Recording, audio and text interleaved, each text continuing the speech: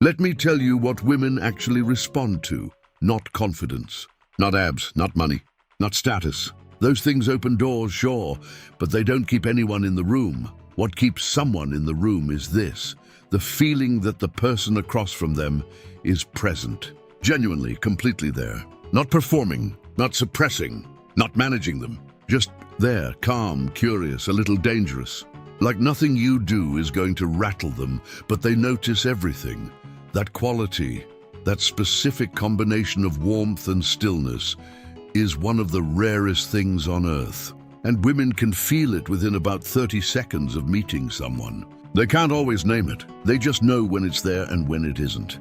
Here's the thing: most men never develop it. Because most men are taught, implicitly or explicitly, that there are only two options when it comes to emotions. You either shut them down completely, or you become their hostage. Stone cold or wide open, armored or exposed. And both of those options are failure modes. This video is about the third option, the one nobody talks about. The one that's harder to build, but infinitely more powerful to live inside, and infinitely more compelling to be around. Let's get into it. Picture two men, both of them dealing with the same situation. Let's say they've been passed over for something they wanted. A promotion, a woman they liked. Doesn't matter. The loss is real and it stings. Man number one doesn't feel it. Or rather, he doesn't let himself feel it. He locks it down immediately. Jaw tight, moves on. Tells himself he doesn't care. And on the surface, that looks like strength, discipline, self-control. But watch what happens over time. That locked door doesn't stay locked cleanly. It leaks. It comes out sideways. In irritability, in blankness, in the strange flatness he carries into conversations that should matter. His partner starts to feel invisible. His friends sense a wall they can't name. He's there, but he's not there, and people feel that absence like a draft through a window. Man number two does the opposite. He processes it loudly. He needs to talk about it. He replays it, he ruminates, he takes it personally in ways that spiral. And there's something real in that. He's feeling his life, which is more than man number one can say. But the problem is, he's being run by it. The feeling isn't informing him. It's commanding him. Every situation becomes about how he feels about it. Every conversation drifts back to his inner weather report. Both of these men are exhausting to be around. One is unreachable, one is inescapable. Neither of them is actually using their emotional experience for anything. I want to talk about Craig Ferguson for a minute. If you don't know him, go watch 5 minutes of his late-night interviews. I'll wait. What you'll notice, what everyone notices, even people who can't explain why they're watching, is that he makes every single guest feel like the most interesting person in the world. Not by being complimentary, not by asking safe questions, by being genuinely, almost recklessly curious about them, by following threads that interest him, by laughing before the joke fully lands because he already sees it coming and he's delighted. He's warm. He's present. He's clearly feeling the conversation in real time. And yet, here's the thing, he never loses the plot. He never needs it to go a certain way. He never gets rattled when a guest is awkward, or the bit doesn't land, or the conversation goes somewhere unexpected. There's a settledness underneath all that warmth. A kind of loose, easy confidence that says, whatever happens here, I'm fine. It's not detachment. It's the opposite of detachment. It's full engagement without dependence. That combination, total presence, zero desperation, is almost supernaturally attractive. People lean toward it. They open up faster than they intended. They laugh more than they expected. They leave the conversation feeling better about themselves. That's the playful stoic in action. Not somber, not closed off, not I don't care, but grounded in something so solid that he can afford to be fully open, fully warm, fully in it, because nothing that happens is going to destabilize who he is. Here's the frame that changes everything. And it's simple, but it requires you to actually sit with it. Your feelings are messengers, not commanders. When you feel jealousy, it's delivering information. Something you care about feels threatened. When you feel anger, it's flagging that a boundary has been crossed or an injustice has occurred. When you feel that particular low-grade dread on a Sunday evening, it's telling you something about your Monday that your rational mind has been avoiding. That information is valuable. It's often more honest than your thinking, because it arrived before you could rationalize it away. A man who never accesses that information is flying blind. He keeps making the same mistakes, the same relationships, the same patterns, the same quiet self-betrayals, because he doesn't have access to the data that would help him course correct. But here's the error. When the messenger arrives, you have a choice. You can receive the message, consider it, and decide what to do with the information. Or you can hand the messenger the keys and let him drive. Most people do the second thing and call it authenticity. This is just how I feel. I have to honor that. But feeling something and being obligated to act on it immediately, at full volume, regardless of context, that's not authenticity. That's just having no gap between stimulus and response. Children live there. Adults build something wider. The work is building that gap. Learning to say, I feel this. I understand what it's telling me. Now, what do I actually want to do? Now, here's the part nobody wants to hear, because it requires something genuinely uncomfortable. The reason most men can't do this, can't develop that gap, can't hold their feelings without being controlled by them, is the ego. Specifically, the ego's foundational belief that you are the main character, that your feelings are the most important ones in any room, that your discomfort is the central fact of any situation. This belief is so deeply embedded, it mostly operates invisibly. You don't know you're doing it. You just experience every conversation slightly tilted toward yourself.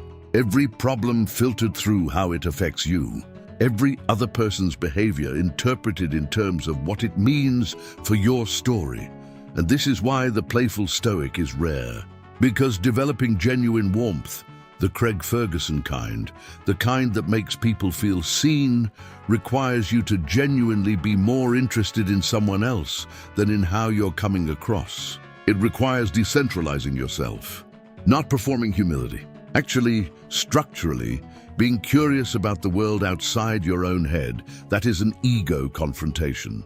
It doesn't happen from reading about it. It happens from repeatedly catching yourself mid-self-absorption and choosing differently. From noticing when you're listening to respond versus listening to understand. From asking a follow-up question instead of matching someone's story with your own. It's a daily practice, not a personality transplant. And every time you do it, the gap gets wider and you get freer. Let's make this concrete. Because theory is useful and examples are better. Scenario 1. You're on a date and something she says lands slightly wrong. A mild slight, probably unintentional. The stone-cold man registers nothing. Polite, unreachable, slightly dead behind the eyes. The emotional man's mood visibly shifts, and now she's managing him. The playful stoic notices the feeling, registers it, gets the message, and files it without making it the weather of the table. He might come back to it later with curiosity. That's interesting. Earlier you said, not wounded, interested. Scenario 2. A colleague takes credit for something you did. The suppressor swallows it and adds it to a growing internal list that will eventually become something much uglier. The reactor fires back in the moment, makes it a scene, loses the high ground. The playful stoic feels the irritation. It's legitimate data, something happened that shouldn't, and chooses the time and manner of the response. Calm, direct, a little dry. Not from anger. From clarity. Scenario 3. A conversation is going somewhere real, emotionally honest. The kind most men exit immediately by changing the subject or making a joke. The playful stoic doesn't exit. He doesn't perform toughness by shutting it down. He can sit in it. He can be moved by it. He can let something land, because being moved doesn't mean being undone. That capacity to stay present in a hard or tender moment is, genuinely, one of the most compelling things a man can offer. I want to name something that often gets missed in conversations like this. What we're describing takes courage. Real courage. Not the kind that's easy to romanticize. not charging into something dangerous, but the quieter, more sustained kind. The boldness to understand your own emotional life without being ashamed of it. The willingness to be curious about what you feel without treating it as weakness. The confidence to be warm and open in a world that tells men those qualities will be used against them, because they won't. Not when they come from solidity. Warmth from neediness is a liability. It telegraphs that your okayness depends on how people respond to you. But warmth from groundedness is something else entirely. It signals that you are giving because you can afford to give. That you are open because you are not afraid of what openness costs you. That quality, generosity from strength, rather than compliance from fear, is magnetic in a way that is almost difficult to explain until you're around someone who has it. You just feel safer, more seen, like you can actually be yourself because the person across from you is actually themselves. That is the playful stoic's greatest gift. Not to himself, to everyone around him. So here's where we land. The stone-cold man is not strong. He's defended. There's a difference. Real strength can afford to feel things because it doesn't need the armor. The emotional wreck is not authentic. He's unprocessed. There's a difference. Real authenticity isn't the unfiltered broadcast of your inner weather. It's the honest expression of what you've actually understood about yourself. The playful stoic is neither. He has done the harder thing. He has learned to receive his feelings without being ruled by them.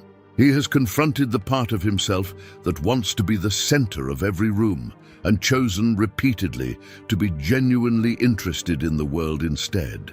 He can be moved. He can be warm. He can laugh before the joke finishes. And underneath all of it runs something solid, a groundedness that makes everything else possible. Study Craig Ferguson. Study the men in your life who have this quality. Watch how rooms change when they walk in. Watch how people open up without being asked to. Watch the ease of it, because it looks like ease, even though it was built through years of showing up honestly to their own inner life. That's available to you. It's not a personality type you either have or don't. It's a practice. It starts today. In whatever conversation is next, show up. Feel it, don't be run by it. Be someone worth being around.